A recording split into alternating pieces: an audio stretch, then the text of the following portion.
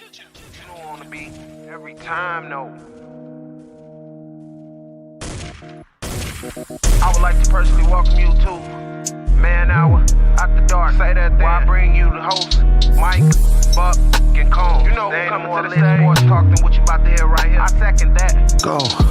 You know that it's us when we talking about sports. Giving you facts from the field to the court. Tune in, we need the support. 1 hour too short, then listen some more. On all your stations, not dropping no music. Starts like Adidas, but Nike just do it. Down 4 in the 4th, we go for the win. Michael 2 seconds, we taking it in. Buck, Mike, and Combs, you know what's going on. Man, now we're After Dark, no LA, we the big spark. No 4th and inches won't cut you short. Got the best talking, it's all sports. Buzzing more than buzzer beaters. We coming live all through your speakers, go. And what is up, everybody? Welcome to the Man Hour. I am Michael Buckhush, the host of today's show. Head over to manhour.com. Pick yourself up some merchandise. We got some new t-shirts and hoodies over there as well. But let's welcome a couple co-hosts on the show. First, let's welcome Mike LeBlanc to the show. Mike, what's going on, man? What is going on, brother? How was your day today? Dude, my day has always been fantastic. I love going to work on Mondays, and I always have a great day. I'm totally lying. I fucking hate Mondays. Mondays suck. Nice Alabama shirt, by the way. This is horrible. I got to wear this trash. I lost a bet with Combs, so I have to wear this garbage on the show tonight. Hey, make sure y'all comment in the comment section. This is provided to you tonight by M&M Marketing 512. Still go ahead and let us know what's up. And speaking of the other side of the bet, Brandon Combs, you and Mike had a friendly little Auburn versus Alabama wager. Clearly, you're not an Auburn fan or an Alabama fan, I should say. That was the best part of the bet. It was a no-lose situation for me, and there was no way I was losing anyway, and I get to see this fool wear some Alabama gear all day long. Right, so that's definitely going on an overlay for What the this week. Yeah, we definitely got some new some new screenshots happening. But guys, let's go ahead and start off today's show with a little bit of NFL talk. Yes, I know we're going to talk NFL later in the show, but something that has been grinding my gears since Friday is the whole COVID-19 and the NFL thing. The simple fact of the matter is that the NFL is in love with Lamar Jackson. They want the MVP on the field no matter what. If you guys are wondering what the heck I am talking about, the Denver Broncos did not have a quarterback going into Sunday's game versus the Saints. They had their 9th string wide receiver playing quarterback for them. He had 1 completed pass all game. He actually had more interceptions than completions, but yet this Pittsburgh Steelers and Baltimore Ravens game got moved back to Monday. Then it got moved back to Tuesday. Now it's Wednesday afternoon at 3:45 on a Wednesday afternoon, simply because they want Lamar Jackson to on the field. This is 100% asinine and absolutely stupid. The NFL, you are starting to really lose my respect on this, and quite frankly, guys, I'm going to probably boycott the game.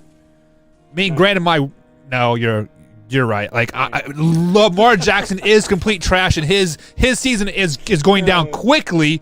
So, guys, look, tell me your thoughts on this, Combs.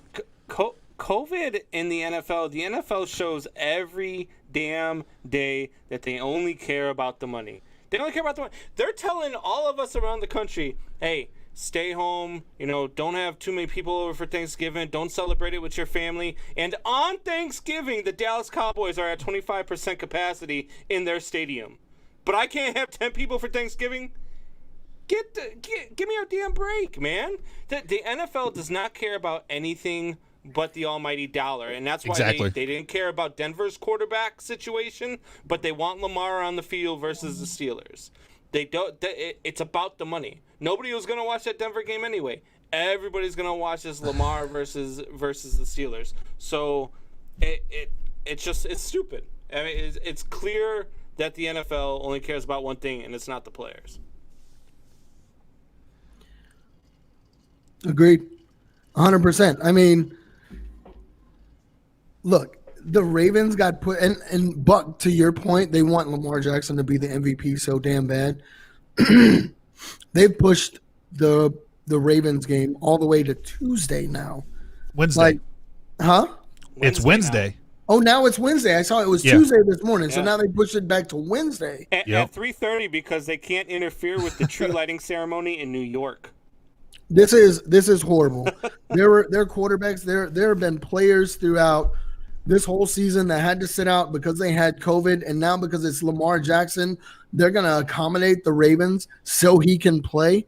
This is horrible. There's been games lost this season because players had to sit out. And can we all agree on that? There's been games lost because players had to sit out. Yes, the Colts lost Sunday to the Titans because they lost, or they didn't have 4 other defensive starters, 2 which were linebackers, and Derrick Henry wouldn't have had the game he had if those 2 linebackers were in the game. I 100% agree with that, Mike. Yeah, I mean, so just because it's Lamar Jackson, we're gonna go ahead and push the game to Wednesday so he can play. So what if he can't play on? What if he can't play on Wednesday? What are we going to do? The game gets postponed and the season gets added 3 extra weeks. Watch it. I guarantee you, if Lamar Jackson cannot play on, or let's just say the Ravens in general cannot play on this next coming day that they had the date set, the game will not be forfeited. It will be postponed into week 18. Yeah. I could see the NFL adding 3 extra weeks onto the season simply because of the Baltimore Ravens not being able to play this game on Wednesday. But yet the Broncos had to play, the Colts had to play, the Cam Newton and the Patriots had to play. But if it's Queen Lamar, that stupid trash quarterback that he is, come on, man! Like this is ridiculous. Stop calling that man trash, man. Hey, facts are facts. What has he done for you? Yeah, I mean, what has he done for you? Look, he's having a down season for sure. He has had a down career. Come on, man. He's not trash. Yes, he is. Look, I'm a Bears fan, man. Mitch Trubisky, he's trash. No, he's Lamar not. Jackson is not trash. I mean, oh man, I don't know. At the beginning of the season, I went in with high hopes for Lamar Jackson. I had him as the front runner for the MVP. And you were wrong because Lamar sucks. 100%. I was wrong. He has regressed this season, and maybe not so much as a regression as much as it is.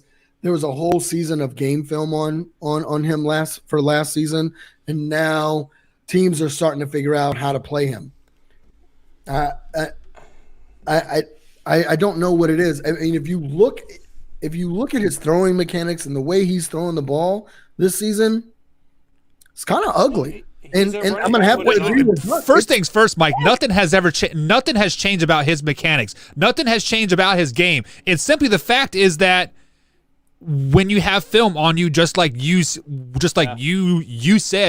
when you are not a good quarterback, you get exposed. Look at it. I mean, the quarterback has to evolve. Like Patrick Mahomes, he came into the league, set the world on fire, right? Everybody expected him to have a down year, his Super Bowl run year, and he's having he had a better season. Year 3 as a starter, he's even having a better career now. Like, come on. Yeah. And look, I'm watching right now, not to cut you guys off about Lamar, but I'm watching right now in the background. I got the Seahawks and the Eagles on, and DK Metcalf just caught a pass while the guy was basically tackling him before the ball got there and had both of his arms wrapped, and DK Metcalf still came down with the ball. That guy is a freak, man. Yeah, DK Metcalf he's a beast. I mean, he's slowly creeping up as that number 1 receiver in the league right now. Yeah, but look, him and AJ Brown are both on top again. Lamar is not trash, man. He's just Combs, not, look. Tell me why Lamar Jackson isn't trash. Right now, Lamar Jackson, because Lamar Jackson is still a winning quarterback in the league. He's still in the regular season. What has he done in January? I'll wait. All right, so what? What did Dan Marino do in January? And okay, Dan Marino's still a Dan Hall Marino of Famer. was trash. But I'm saying I would never compare Lamar Dan Marino to Lamar Jackson. Calm down. No. But I'm just saying you can't use what did you do in January because there's some Hall of Fame quarterbacks that didn't do shit in January. How do we measure success? How does the average person measure success? The number of rings that you have on your fingers. Sure, I guess. So what? Let me ask you a question then. Because he didn't perform in January, is Dan Marino trash? I'm not saying he is trash by any means, but Lamar Jackson is trash. How many passes has he completed over 30 yards? I couldn't tell you right now. It is below 30%. But I'm going to tell you right now, Lamar Jackson has disappointed me. I thought Lamar Jackson was the real deal. I defended Lamar Jackson when people said he is a running back with a good arm. They were right. He's a running back with a good arm. But he's still a winning quarterback right now in the league. And that being said, I'm not so sure that the Ravens are going to the playoffs. However, I was at one point, if this game had happened on Thanksgiving night, I would have picked in the Ravens to be the first loss for the Steelers. But I just the longer it goes, the worse it looks for Baltimore. I still think the Ravens. I still think the Ravens win this game because they're giving them so long to prepare. I still think the Ravens win this game. I don't think so.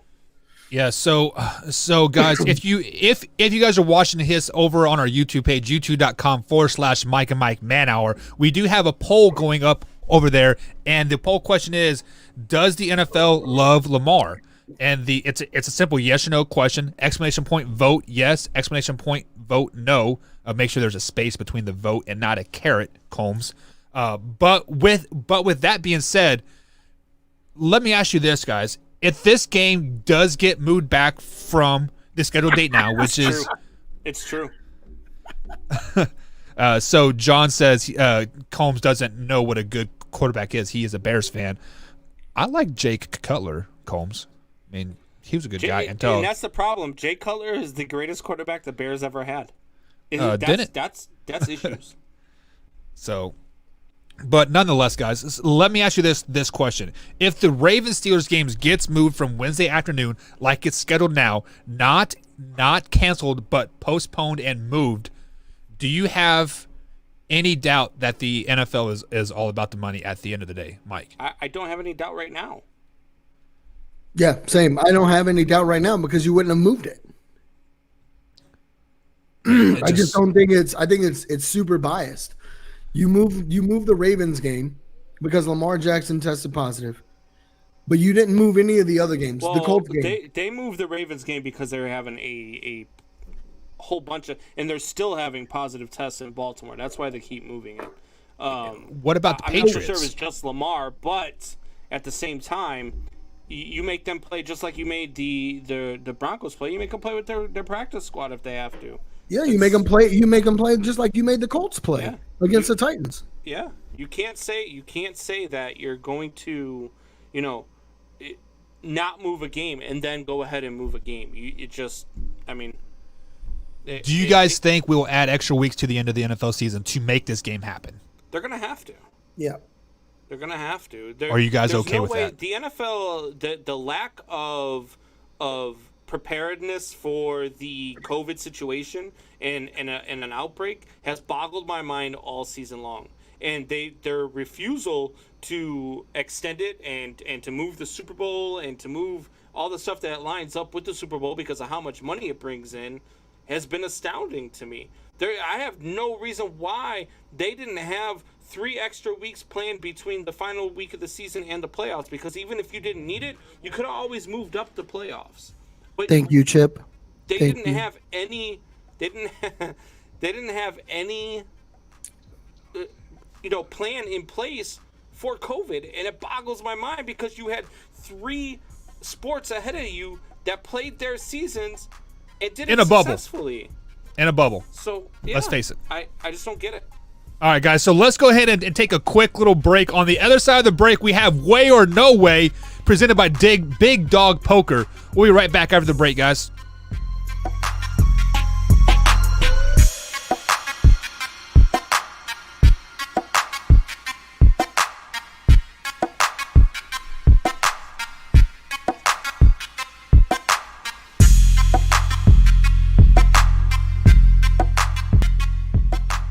Guys, it is that time again. Way or No Way, brought to you by Big Dog Poker. Head to bigdogpoker.bet and use agent code TSS_Combs. That's TSS_Combs, and deposit your first $50 a day. And every 2 weeks, you'll receive up to 20% of your rake back for every hand you play at cash tables. That's, again, bigdogpoker.bet, agent code TSS_Combs. No way. Yes way. All right, guys. So we're going to start off way or no way here hot. You guys know how I feel about Jameis Winston. And after watching another week of Taysom Hill, who I saw a freaking thing on ESPN that said Taysom Hill leads the New Orleans Saints to a win. And right underneath that, it said Taysom Hill, his stats was 78 yards passing. He didn't lead nothing. Jameis Winston needs to be in as quarterback. But I ask you this. The New Orleans Saints and Sean Payton are blatantly blackballing Jameis Winston. Way or no way? No way. No, I don't think they are. Look, I get where you're coming from. And, Taysom Hill, he didn't have, lighted up stats. He was a game manager. It's what you Didn't want. have any stats. Hey, you know what? He was a game manager. They still won the game. And that's what you want when your starting quarterback is out. You want a game manager, someone that knows the system. Look, Jameis Winston has only been here this season. Hill has been here for 2 seasons now? So I'm going to go with the guy who understands and knows my system, knows my game plan. And as long as we're winning, I'm leaving him in. I'm not gonna put in Jameis Winston. I'm just not. So no, I don't think they're blackballing him. Now, if Taysom Hill goes down and they start losing the game, things like that, I think that's when you'll start to see Jameis Winston come in. But no, I don't think they're blackballing Winston by any means. Buck? Mike, I think that Alabama hoodie is going to your brain because that was the most asinine comment I've ever heard in my life. You need to head over to MikeandMikeManhour.com and get yourself a new hoodie, the Mike and Mike Manhour hoodie, the Man-Hour hoodie. And guys, the correct answer is definitely way. They are blackballing Winston because Combs. I want to piggyback on your stance on this. They are afraid that Jameis is going to do better than Drew Brees. Let's be flat and honest. Yes. I am jumping on Combs' bandwagon here. They are looking for Taysom Hill to stumble and to fail. So when Drew Brees comes back and they lead him to the Super Bowl, they'll be like, oh, almighty Drew Brees. Look, guys, we made the right choice. Taysom Hill held on to 4 crappy-ass teams, gave us 3 wins. Yay, Taysom Hill, good job. You're a game manager. But Drew Brees, our Lord Savior, Drew Brees right here, guys, he is the man. The New Orleans Saints are scared that Jameis is going to take that starting bob and not give it back. Combs, you are absolutely right on your take on this one. Jameis is better than Taysom Hill, 100%. The Saints, they are. I don't even know if they're using Winston as trade bait anymore. Give the guy a chance to play. Show him that he is better than the 30 interception that he is, because we're going to talk about this later. But the Bucs freaking suck. Let's face it, Combs. Yes, way they're blackballing Jameis. Absolutely. No, they're Jameis not. Winston. They're not. First of all, they're not. LeBlanc, the first thing that I noticed that you said in there is, we're not going to give the ball to Jameis Winston because he's not in our system. Well, you're giving the ball to a guy who's never been a starting quarterback in the league, as opposed to the guy who threw for 5,000 yards and 30-plus touchdowns last year. Facts! And you could talk all you want about the Facts! interceptions. Talk all you want about the interceptions. Facts! But I would rather do that. You had a guy yesterday who threw for 78 yards and an interception, didn't even have a touchdown. Let me ask you a question. Carry the team to the win. Their running game carried the team Let me to the ask you a win. question. Let me ask you a question. Did they win? Who did they play? Because of their running game. Did they win? Who did they play? win? They played a 9-string Don't care. wide Don't care receiver what at they quarterback. I don't care. That's the only reason why they won. Did they win? Yes, they Me won. and Did they Buck win would have last beat the week? Broncos yesterday. They Did beat they a win junior last high week? high school team. Congratulations. Did they win last week? Yes. Okay, then. I don't know what else to say. Would they have won. won with Jameis? I know what to Doesn't say. matter. You're wrong. No, You're I'm wrong. not. And that No. Alabama Crimson Tide hoodie needs to stay on you because you don't know shit about football anyway. Oh, okay. No way. Yes way. right, boys. Moving on. I can't believe this guy is killing me. All right. So next one, moving on, man. We're going to go near and dear to my heart.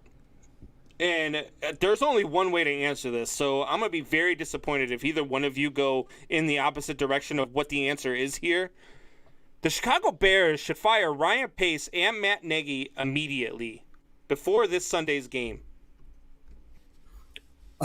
Wait, you should have fired Matt Nagy probably 2-3 weeks ago. I don't understand why this man still has a coaching job. You started off the season at 5-1. 5-1. And here we are. They've lost 4 straight.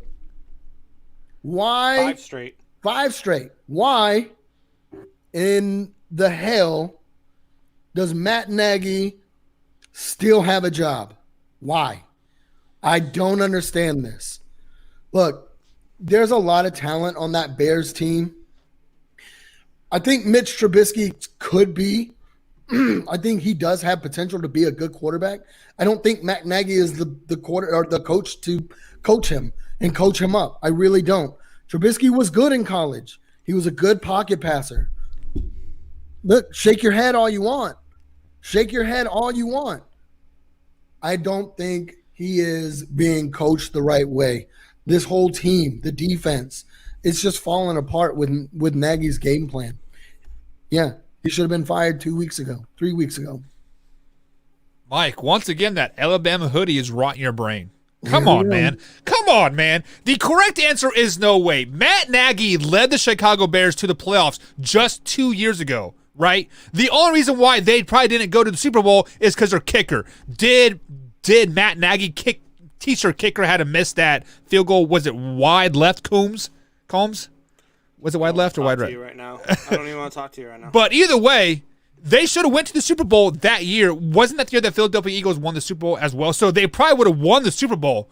So, I mean, no way. Matt Nagy is a damn good coach. Is he a good head? Is he a good head? Is he a good head coach? Maybe not so much, but he's a great offensive mind.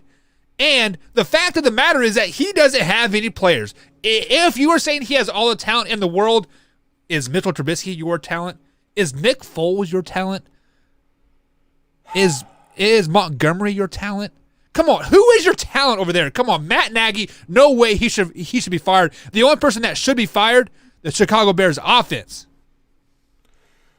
Look, I'm going to tell you right now, both of you are wrong. First of all, Mike, you're right. Matt Nagy and Ryan Pace need to be fired. Ryan Pace should have been fired the second that he had that number 2 overall draft pick and freaking Mitch Trubisky's name was announced, as opposed to Deshaun Watson or even freaking the guy who we hail as the GOAT now in Kansas City. We should not, I'm telling you right now, Ryan Pace should have been fired that second. But Matt Nagy absolutely needs to go. Absolutely needs to go. His play calling is horrible. His clock management is horrible. Like, I don't understand. When you have an inept running game. You are ranked 32nd in the league in the run game. And you have plays that are 3rd and 6 or longer, and you're handing the ball off. What are you doing? And not only that, but then he comes into his press conference today, the day after a freaking excruciating loss to the Green Bay Packers. Okay, if you only win 2 games as a Bears coach and you go 2-14, but both of those wins are against the Packers, your job is safe. But if you go 14-2 and you lose both those games to the Packers, you might get fired. You lose to the Packers, you're in trouble. And he comes out today and he starts calling out the players. He starts throwing the defense under the bus. If the defense would have done this, that's not our defense. Well, what do you mean? Your defense is on the field 95% of the damn game because your offense is awful and you're supposed to be an offensive genius. That's why you got the job. Okay. That's why you got the job. Time out. You are wrong. If you are mad at your coach is challenging the players in public, look at Bruce Arians and Tom Brady. They're consistently doing that down there in Tampa. 100% wrong because, Bruce Arians is going about all the wrong way. It's about throwing the wrong people under the bus. You have to throw the right people under the bus. No, Brandon, listen to me. You have to throw the right people under the bus, because if you throw the wrong people under the bus, aka Nick Foles, he will crumble like the little bitch that he is. Now, if you throw under strong people like on the defense, they'll be fine on the rest of the occasion. Time out. First of all, you're a team. Your coach is the leader of this team. Challenge me. You should never throw anybody under the bus. It's not throwing anybody. It's challenging. Step up and be a man, boy. No. You're the leader of the team. You don't throw them under the bus. He's not throwing. He's challenging them. He says, be better because you guys suck. He's throwing them under the bus. When you played for Kansas State, what position did you play? Strong safety, Jack Backer. All right, so you're a defensive guy, correct? Yeah, challenge me. So if you go for, I don't know, let's say your offense goes 3 and out. You go back out and they sustain a drive against you, but you hold them out of the end zone on 4th and goal or 3rd and goal. They kick a field goal. You come back to the bench. You're a little tired, and then your offense goes 3 and out again. You're back out on the field. They sustain another little drive, get into field goal range again, but you hold them again. You go back to the bench. Your quarterback throws an interception. How tired are you by halftime? So my conditioning was always on top notch because Jesus, I would do extra stuff. Buck. So your Stop defense, it, Matt Nagy is challenging the defense. Say, hey, you need to be in better physical condition, because the simple fact of the matter is that offense and himself. You have to prepare yourself to play for 60 minutes, not for 30, not for 15, not for 5 minutes. I get a 10-minute break. No, you're the leader of the team. Challenge me. You don't throw any of. It's just like as a boss and a job. You don't throw your employees under the bus. You be like, you know what? It's my bad. I didn't train them good enough. That's my fault. Let me ask you this: a guy said, Mike, you had a bad show on Thursday. If you did this, and this, and I said it publicly, is that throwing you under the bus, or is that challenging you to be more improved, more better? No, you're straight up throwing me under the bus. I'm okay with you throwing people under the bus if what you're doing is working, but what you're doing isn't working. But it was working the first 5 weeks. You were brought in as a head coach. No, it wasn't. It wasn't even working in their wins. Were they 5-0? Were they a top 5 or were they a top 10 team? Those defense won those games, not the offense. The offense was pitiful. That's why they were 3-0 and their quarterback lost his starting job. So are you saying that their defense was 5-0 or the Chicago Bears team was 5-0? The defense was 5-0. I'm asking for a friend now. Not 5-0. They were 4-0, then 4-1, then 5-1. But the defense was the reason why they were there. They were holding teams to under 20-something points. They had the one comeback win when Nick Foles took over against the Atlanta Falcons because the Atlanta Falcons couldn't hold anything in the fourth quarter. But I'm telling you right now, you guys, you're absolutely insane, Buck, if you think that Matt Nagy deserves to keep his job. You're just exactly. That's an asinine On to the next. No way. Yes way. God, we're all freaking fired up now, man. My Bears are horrible. Horrible. So anyway, we talked a little bit about this team. Tom Brady is not the problem in Tampa Bay. The offensive line and play calling are the problem. Way or no way? Way, 100%. That play calling and that offensive line is horrible. Tom Brady, over the past couple weeks, has had barely any time to get in that pocket. And the play calling from Arians and his offensive coordinator is horrible. It is horrendous. We've talked about this on the show numerous amounts of times. Buck has even called it out that, hey, the problem is not Tom Brady, it's the play calling down in Tampa. And 100% it is. I don't think it's Tom Brady. You're seeing Tom Brady make stupid mistakes just because he is constantly under duress. And these play calling, like Tom Brady is not a scrambling quarterback. He is a quarterback that's going to, that 5-7 step drop, release the ball.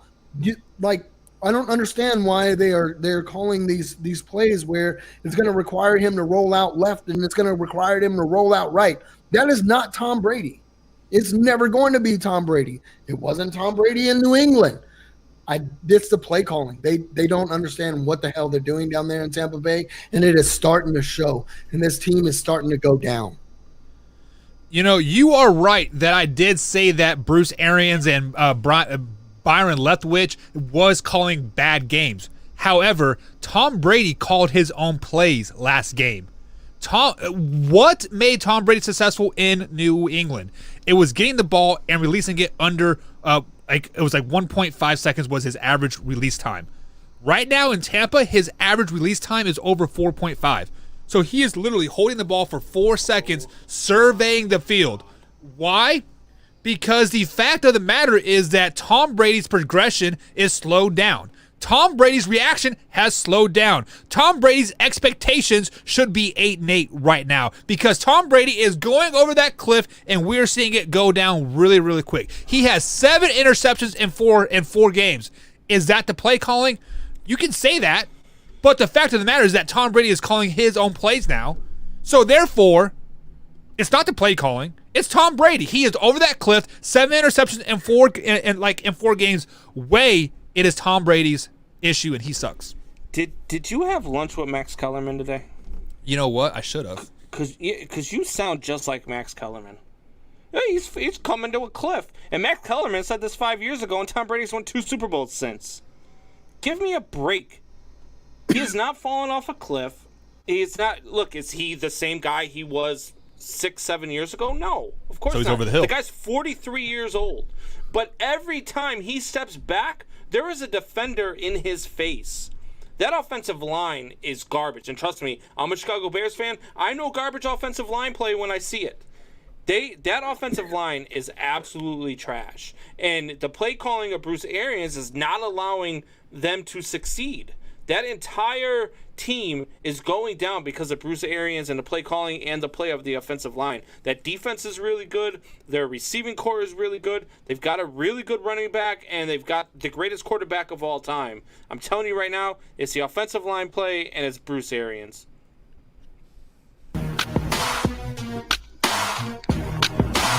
No way. Yes way. All right, so this one is kind of for my son, man. He's always, in the chat, talking it up on YouTube with us, and he's a diehard Patriots fan. And I'm watching Cam Newton play, and even though they pulled one out yesterday, I really feel like this one is true. This is Cam Newton's final season as a starter in the NFL. Way or no way?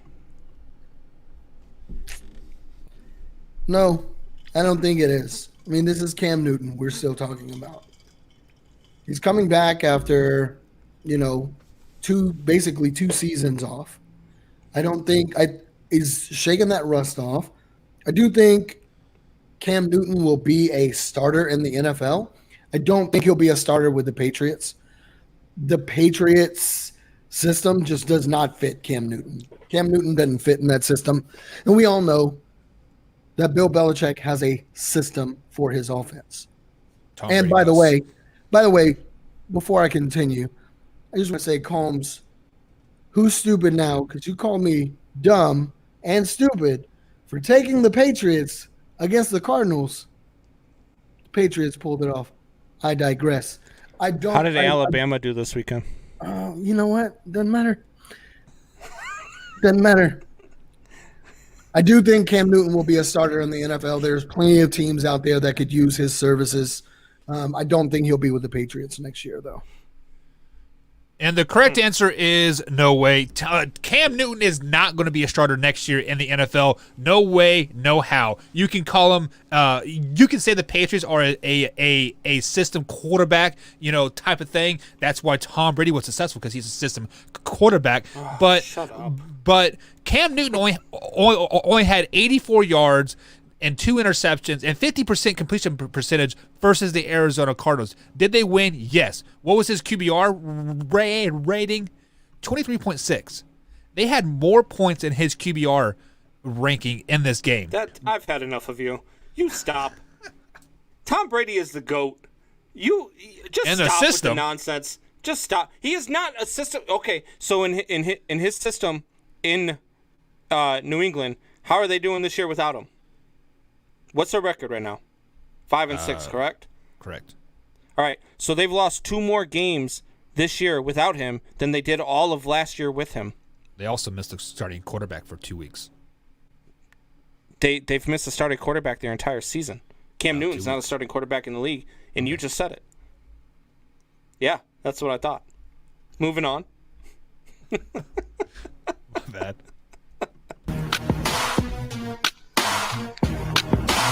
No way. Yes way. All right, guys. So the Mike Tyson and the fight happened. It wasn't even a fight. I mean, it was. I wanted to watch it, and then I saw the rules. Nobody could get knocked out. If a cut happened, they were stopping the fight, and all this other stupid stuff that makes it not even worth watching anyway. But there was something that was worth watching this weekend, and we've seen a lot of it. Nate Robinson gets knocked out, and it was not pretty. So I ask you this. Ever since then, we've seen a ton of memes. The Nate Robinson memes are the best memes of 2020. Way or no way? I'm going to say, I'll say way. I mean, you got a YouTuber turned boxer knocked you out. You were a professional athlete. I don't care what sport you played. You're a professional athlete, and you got knocked out by a YouTuber. I would be so if I'm not a professional athlete, and if a YouTuber knocked me out, I think I would be embarrassed. You let a kid. I don't know. I'm speechless. You should fight Nate Robinson. Knock you out, huh? I bet you Nate Robinson will knock you out. I doubt it. Buck? The answer to that question is no way. First of all, Jake Paul has been training boxing for the last 6 years. He is a ripped human being. Nate Robinson is like a 5'6" basketball player. Just because you're a professional athlete doesn't mean you know how to fight. Just like a big MFer knows how to box as well. Come on, no way whatsoever. By far the best memes of 2020 was the Dak Prescott ones when he dislocated his ankle. Was it too soon? Probably. But those were by far the best ones. Why does that hurt you so bad, Mike? You're a Packers fan. Oh, it didn't hurt me. I think they were fucking hilarious. Did you see the one where he was walking? He's in his cowboy boots and he was walking. His ankle was all crooked. He walking in the. No. But I did see the Nate Robinson memes over the weekend, man, and there are some freaking amazing ones. There was one about all the toys from Toy Story when they hear Andy's coming to the room and they're all laying straight, and then they got Nate Robinson flash out next to him. They have some great Nate Robinson memes out there, man. There are some good ones. These were the best ones I've seen this year for sure. And that is it for way or no way.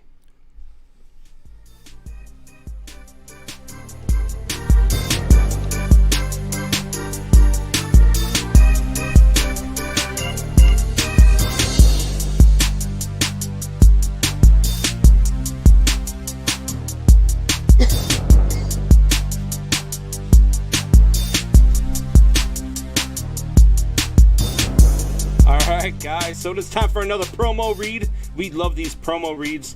Download Thrive Fantasy on the App Store or Play Store by visiting their website, www.thrivefantasy.com. Sign up and hashtag PropUpToday. Use promo code MANHOUR when you sign up today, and you will receive an instant match bonus up to $50 on your first deposit of $20 or more.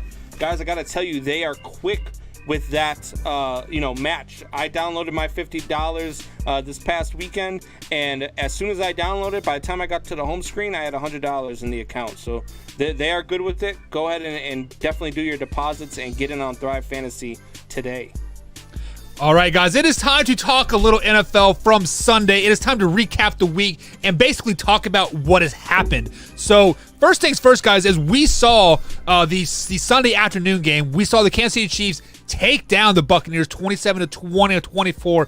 First quarter was by far one of the best quarters I have seen Kansas City play ever in my entire life. But the red flag that concerns me is that they didn't do very much after that. Yes, they scored 10 more points after that, but they let the Buccaneers crawl back into the game. Combs, Do you think the Kansas City Chiefs defense is going to prevent them from winning a Super Bowl this year? Yes. The Kansas City defense is going to be the reason why the Pittsburgh Steelers represent the AFC in the Super Bowl this year. The Pittsburgh Steelers are the best team in the NFL, and I've said it for the last 5-6 weeks or so. They're the best on both sides of the ball, and that defense is nasty. And I know Kansas City's still going to be able to do their thing. I've said this before about Kansas City. They are a score-at-will offense. But, however, that being said, Pittsburgh can put up points too. And Pittsburgh has the run game that can control the clock. Pittsburgh has the run game that can keep Patty Mahomes isolated and off the field.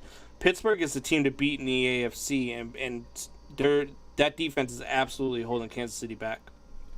I don't know if they're going to be the reason. I don't know if that defense is going to be the reason why they stay out of the Super Bowl. I think I get what you're saying, Combs. Steelers are the best team in the league right now. They're undefeated, so it's hard to argue that they're not, right? The undefeated team, they've gone through everybody that they've played.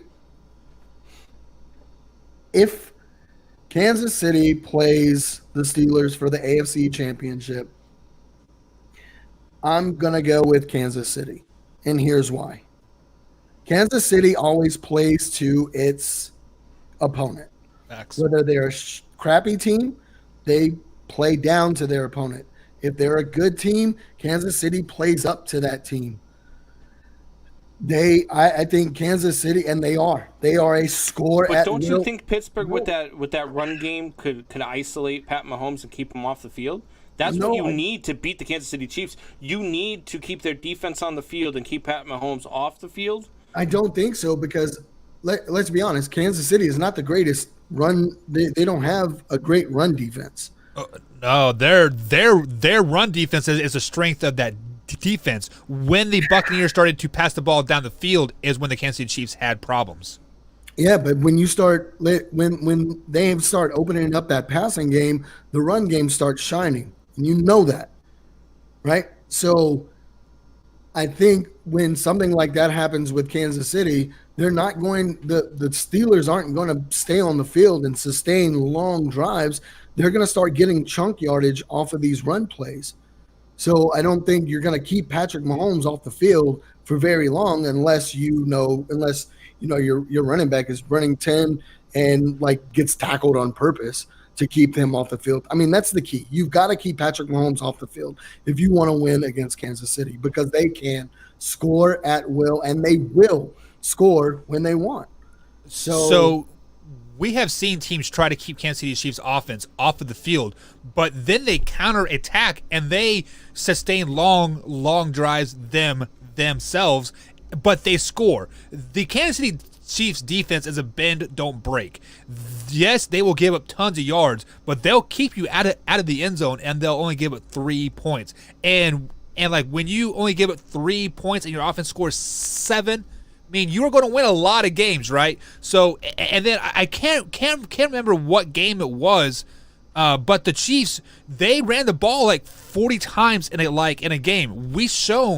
They have shown you their diversity. They can run, they can pass, and they can score at will. This is about the time last year when the Kansas City Chiefs defense stepped up and they made that playoff run into the Super Bowl. They're going to be just fine. Chiefs are going to be in the Super Bowl. Mike Tomlin is a game plan machine. So is Andy Reid. And what Mike Tomlin will do is game plan and game plan and game plan for Kansas City. Right now, he's thinking about Kansas City and the AFC. Okay, so let me ask you this: That's who what do you he's thinking about? Who do you take out? What do you mean? Who do you take? You take out. You have to contain Tyreek Hill. You let Travis Kelce. You let Travis Kelce eat. You let him eat. And you make him beat you all day long. If Travis Kelce is going to beat you, then that's who you let beat. You do not let Tyreek Hill get open and beat you on them long plays. You cannot have a one or two play drive that leads to a touchdown because you did not contain Tyreek Hill. What did the Raiders do? do? Not going to stretch the field like Tyreek Hill does. What did the Raiders do? They took away Tyreek Hill. Travis Kelce had a game of the ages. I think he had like 180 yards receiving. What did they do in the first game? Took away Tyreek Hill and they won. Everybody shits a brick one time. And it's a division game. They established the run game in that game. They did not do that in the second game. Who they did? established the run game, the Raiders. No, the Brandon Raiders Jacobs. opened up that game. They were throwing the ball down the field, exposing that secondary of the Kansas City Chiefs, and that is how you beat them. Not running the ball, And then not they short intermediate established- passes. It's pushing the ball down the field. The way you beat them is you take away Tyreek Hill and you keep Patrick Mahomes off the field. That's the way to beat the Kansas City Chiefs. Which is not going to happen. But speaking of getting beat, the Washington Redskins now are in first place in the NFC East by beating the Cowboys 41-16. Guys, I have to admit it. I was on the Cowboys train. I said they're going to go 9-7, but I also said that Alex Smith was a playoff bound quarterback as starter with the Washington football team. You guys Mike. have a second team, so now I'm picking up one. Mike, is the Washington football team going to win the NFC East? I think so. They have the best defense in the NFC East. I don't think it's going to be because of their offense. That whole damn division is garbage. No, I mean, not. it's Come on. well, it is. I mean, the Giants are in first place right now. That Washington defense though is really good. That Washington defense is a top 10 defense. Easy. I agree. Yeah. So, I mean, the not Washington Redskins anymore will win that division. I love how my team name for them stuck. The not Redskins anymore. Look, the not Redskins anymore are going to win that division. The not Redskins anymore are the best team in that division, and they're going to go out and win the division. Seattle's going to beat Philly tonight, who just shanked an extra point and is now down 14-6. The Seahawks are going to beat Philly tonight, and the Washington not Redskins anymore are going to run away with this division at 7-9. So the Texans beat the Lions Thanksgiving Day 41-25. In return, the Lions cleaned house. They fired Matt Patricia and their general manager. 3 years too late. Brandon, was that the correct move? Yeah, man, that was a correct move before last season. It was a correct move before this season. It was a correct move when they did it. Matt Patricia needed to go a long time ago. The fact that they fire, I can't remember the coach's name ahead of them, but letting him Caldwell, go, I think his name Caldwell, was. Jim Caldwell. Yeah, there you go. But letting Caldwell go after the success he was having in Detroit, and he was successful in Detroit. To bring in Matt Patricia and see what Matt Patricia's done over the 3 years that he was there, it was abysmal. Mike, any thoughts on that? Nope. So we Wow, are seeing good it. We are seeing it time after time after time. Anybody that has coached under Bill Belichick doesn't do well as a head coach. And why is that? Like I'm starting to wonder, is Bill Belichick really the GOAT coach? Because really, like, the GOAT coach passes his skills on to his understudies, and we're not saying it. I mean, Brian Flores for Miami was the best bet, and now he's looking like a little chump. Speaking of chumps, you can't say that just because he's not a good teacher of coaches that he's not the GOAT. I mean, are you kidding me? What has Bill Belichick done since he took over at New England? 7 rings, right? right? Many people say that was Tom Brady. 7 rings. Didn't you just say he was a system quarterback? He is. Oh my God! I'm just playing the devil's advocate. Get off my back on that. Speaking of devil's advocate, I finally bought into the freaking Las Vegas Raiders, and what they do, they lay an egg versus the Falcons, 43-6. Man, are the Falcons for real, guys, or the Raiders just suck? All right, I guess I'll go. I don't think the Falcons are for real. Yeah, they're I really 4-7. don't. Better The than Falcons Cowboys. are not for real. Knock it off. The Falcons are not for real. The Raiders just laid an egg. It was a trap game for the Raiders, and they got trapped. The Falcons just waxed that ass for a day. I was actually surprised they didn't blow the lead when they were up 48-6 with 3 minutes to go in the fourth quarter. But no, it was a bad game for the Raiders. It was a tough time for them to lose too, because they were trying to keep pace in the AFC West, and they just lost that. So they've got to scrap and get into a wild card spot. But I think they'll do it. And then the Buffalo Bills beat the Los Angeles Chargers 27-17. Are we safe to say that the Bills are a Super Bowl contender now, guys? Mike? I want to say yes. I mean, they're definitely going to be a force to reckon with when you get them in the playoffs. It's going to be a hard team to beat in the playoffs. Doesn't matter if you're the Steelers, the Chiefs, whoever. You're going to have trouble with the Bills. So I do think they are. I think they have a good chance of making the Super Bowl. You better pack a lunch when you come to play the Bills. They're not a Super Bowl contender. They're not even a top 3 team in the AFC. You got the Steelers, the Chiefs, and the Titans are all better than them. Whoa, the Titans already suck. beat them. Steelers are undefeated. The Chiefs are definitely better than the Bills. Those teams are not going anywhere no matter what Buffalo brings to the table because those teams will eat Buffalo alive. And Okay, I'm glad you said that. Because I remember there was a team 2 years ago that made it into the playoffs on the NFC and took the whole damn thing with a backup quarterback. Everything's different when you get into the playoffs. Confidence is key. Moving on. New York Giants beat the Bengals 19-17. I'm not talking about this year. I'm talking about next year when Saquon Barkley is back. Are the Giants going to be a real deal next year, guys, with Saquon Barkley back? Brandon? Yeah, I mean, Saquon Barkley makes all the difference in the world. However, they do need more pieces. I know that they really like Daniel Jones, but the Bears also like to Mitch Trubisky.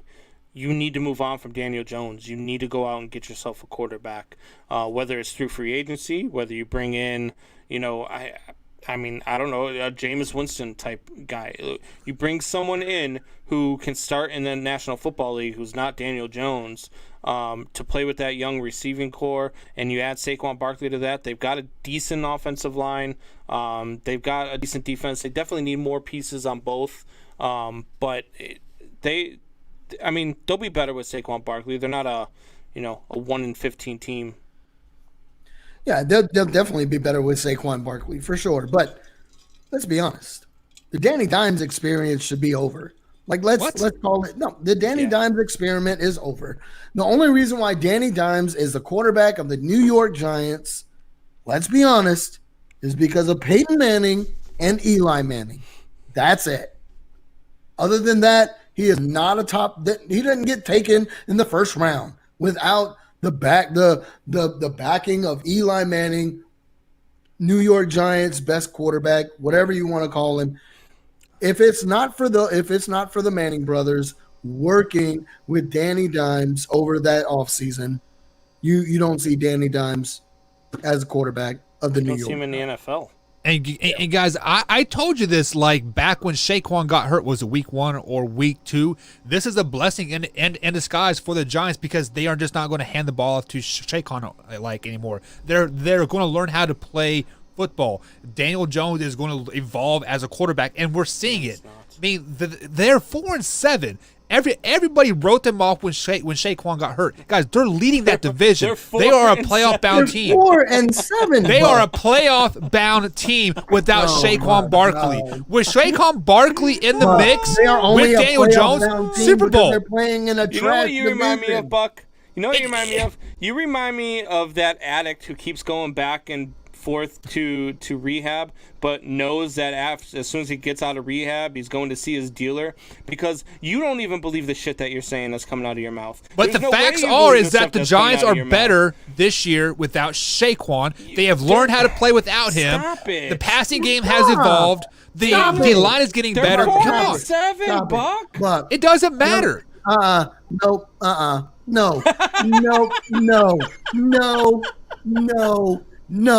no, Buck.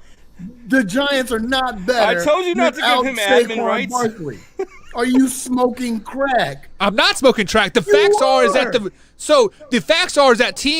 when the teams play the Giants, they put 8 guys in the box, taking away the run and challenging Daniel Jones to throw them down on the field. Well, the point of the matter is that they didn't have the offensive line to block the 8 guys in the box. Now they have built the offensive line. They have learned how to pass the ball down the field. The play calling has gotten better. Next year, the Giants, I had them as a sleeper team this year. I mean, that was before the injury, obviously. Cindy, if you're listening, please come get Buck and take him to bed, please. He's drunk. Man. Moving on to the next one, the Titans wallop the Colts 45-26. I said this on my pre-show rant. This would have been a different game if the NFL would have pushed this game back and the Colts would have had all of their players. But the Titans, are they finally for real, Brandon? Yeah. No. Are they? Yeah. Are they? I don't like it either, but I mean, it's not that I don't like it. I mean, it's your top defenders are sitting on the sidelines because they have COVID. 4 of your top defenders are on the sidelines. That is the only reason I think Henry had the game Henry had. Do I think Derrick Henry would have still had a decent game? Of course, it's Derrick Henry. Let's be honest. But does he have the game that he has with those linebackers out? No, I don't. I This still game think he does. This is exactly what we were Tennessee, talking about earlier. But see, I think Tennessee is a real good team. I think them and the Colts are on the same level. I think this would have been the same type of game. I think that the Colts and the Titans are interchangeable. The Colts they're and the not. Titans Come on are now. both teams that we thought were, well, look, maybe not Buck because he spews crap out of his mouth all the time. But we said the Colts and the Titans were both smoke and mirrors. And that's I never said that. Both of those teams come out. I said not you because you talk gibberish. But the Colts and Titans are the same exact team. They just are. And neither one of them are going to matter after the wild card round anyway. If you guys do not believe that those 4 players did not make a difference for the Colts, let's flash back 2 weeks ago. The Colts beat the Titans 34-17. Derrick Henry only had 100 yards on the ground. Yes, it's still a 100 yards, yada yada yada. However, this Sunday he had 100 and like 80. So therefore, 80 more yards because those 4 players were out of the game, and those 80 more yards probably equivalent to at least 17 points. And if the Bears play, if Nick Foles wasn't hurt and the Bears played Nick Foles instead of Mitch Trubisky, he wouldn't have made the same mistakes, and the Bears had a chance to win. No, they didn't. The Titans still would have won that game. The Bears still would have lost. It doesn't matter who was there and who wasn't there. You still had NFL players in their positions. Trust me, right now, the Titans were still would have won that game. But it does matter. It's a division game. It does matter because if Lamar Jackson isn't on the field, the game isn't playing, right? So take 2 of those touchdowns away from King Henry, okay? Take 2 of those touchdowns away from King Henry. Give maybe one of them to A.J. Brown because they have to pass a little more because Henry's not having a good game, okay? So take 1 touchdown away total, okay? And what's the score of that game? So if you are taking away 1 touchdown, you will be taking away the onside kick as well, which they returned for a touchdown. So there's 14 points. So we're looking at a 28-26-6 game. And those 4 defensive players impact the game more. No, they impact the game more than what the scoreboard shows. But they still won 28-26. No, they wouldn't have. This team only gave up 17 points just 2 weeks ago. Are you telling me they're giving up 11 more points? The divisional games are different. They're not going to end the same way every time. It is. The Titans aren't that good. The Colts are better. So moving on, the Vikings beat the Panthers 28-27 on a last-second touchdown. And then the Patriots beat the Cardinals 20-17. Cam Newton did not have a very good game, but the Patriots did win. They are on pace for 9-7, like I told you. But this is the game that I want to talk about. The Miami Dolphins beat the Jets 20-3 with Ryan Fitzpatrick as a starter. Is Tua's days numbered in Miami? Mike, you are a Tua fan. Is he done for the year? I said this last week. I said Tua wouldn't. I said Tua shouldn't be playing in the game. It's going to hurt his confidence. Thumb injury. I'm sorry. He shouldn't play in the game. You should go with Fitzpatrick. At the beginning of the season, yeah, I said you don't draft somebody that high and not play them and make them sit on the bench, especially behind a Fitzpatrick who's not an elite quarterback or even in the realm of an elite quarterback for a rookie to sit behind. But Fitzpatrick has shown all season long that he is the man. And he showed it again. I mean, I know it's the Jets, So let's not go too crazy. It's a division game. Anything can happen, right? It is. It's a division game, nonetheless. It is. But you should not go back to Tua for the rest of the season. You should ride Fitzpatrick out the rest of the season. 100%. Yeah, you should have never taken Fitzpatrick out. I know it was the plan. I know it's what they wanted to do. I know it's what they said all along they were going to do, so they stuck with the plan. But the facts are the facts, and the facts are you were winning football games, and you were in that division race, and you're still in that division race. You're a game behind the Buffalo Bills for the AFC East title. The New England Patriots finally suck. You finally have a chance to win this division. They suck. You finally have a chance to win this. Are they above 500? Are they at 500? No, they suck. Next week. So you finally have a chance to win this division. So you put your best ability out there to win that division, and right now that's Ryan Fitzpatrick. It's not Tua. All right, moving on to the last game that I want to talk about because our time is up here on the Man Hour. The 49ers beat the Rams for the second time this season, 23-20. We were kind of saying that the Rams were all smoke and mirrors, and then we bought into them last week when they beat the Bucks. Are the Rams still smoke and mirrors and the Bucks aren't as bad, or do the 49ers just match up better against the Rams than the Rams match up against the 49ers? Mike. The Rams are a 9-7, 10-6 team. That's what they are. But if they also finish at 8-8, wouldn't surprise me either. They are that team. They're one of those teams that is going to go to the wild card round and not get past the wild card round. They're one of those teams that are playing well during the regular season, took advantage of a weak schedule, and won some games they shouldn't have won as well. And then they're going to get beat in the playoffs by better, superior teams. Mike, your thoughts on that? No, I totally agree with Combs. I mean, I had the Rams winning this game. It was a close game. I mean, we'll see. I just want to point out something real quick before we your Alabama hoodie? Before we head out. Bama. All right. This week so far. Roll Tide. No. This week so far, I am I've only picked 2 games wrong, guys. 3 games. You picked Alabama. I'm talking about NFL, jackass. I've only picked 2 games wrong this week. Everybody else is a win. So you want your picks? Don't listen to Combs. Don't listen to Buck. Oh my God. Listen to Mike. I know what I'm talking about. Cheers, you. That is it for tonight on the Man Hour, guys. Head over to manhour.com. Pick yourself up some merchandise. We got blogs over there as well if you're into the blog reading as well. Be back tomorrow, same time, same place, youtube.com/manhour. Check us out, guys, tomorrow at 9 p.m. East Coast time.